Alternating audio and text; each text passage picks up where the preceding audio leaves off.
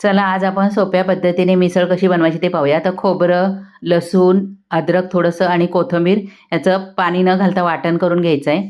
त्याच्यानंतर तेल गरम करून घ्यायचं आहे. त्याच्यामध्ये मोहरी, जिरं, तेजपत्ता, हिंग, त्याच्यानंतर आपण वाटलेला मसाला टाकून घ्यायचा आहे, लसूण, अद्रक, खोबऱ्याचा. आता हा मसाला आधी परतून घ्यायचा आहे. एक मीडियम साईजचा कांदा बारीक कापून टाकायचा आहे. चवीनुसार याच्यामध्ये मीठ टाकायचे, हळद टाकायची आणि कांदा चांगला मऊ होईपर्यंत परतून घ्यायचा आहे. एक मीडियम साईजचा टॅमॅटो मी बारीक कापून मिक्सरमध्ये फिरवून घेतला आहे, तो पण याच्यामध्ये टाकायचे. मसाले टाकून घ्यायचे. तर मी 2 चमचे कांदा लसूण मसाला टाकलेला आहे.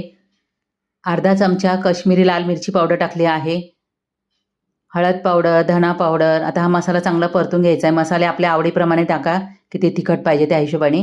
आता मसाला एकदम चांगला परतून घ्यायचा आहे तेल सुटेपर्यंत. त्याच्यानंतर मटकीला मोड आणून घेतले, ती धुवून घ्यायची आहे आणि ती पण याच्यात टाकून घ्यायची. वाटाणे आणि चणे मी भिजत ठेवले आणि 2 शिट्या करून घेतल्यात कुकरमध्ये. थोडं पाणी जास्त घालून 2 शिट्या करून घ्यायच्या, कारण वाटाणा आणि चणे लवकर शिजत नाही म्हणून.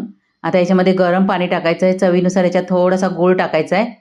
आता झाकण ठेवायचं आहे, झाकणावर पाणी ठेवायचं आहे आणि 20 मिनिटापर्यंत आपल्याला ही मिसळ शिजवून द्यायची आहे. आता जे पाणी आहे ते पण याच्यामध्येच टाकायचं. गरमच पाणी टाकायचं तुम्हाला पातळ करायची असेल तर, आणि पातळच ठेवायची, खूप जास्त घट्ट ठेवायची नाही आहे. आणि मस्त आपली मिसळ तयार.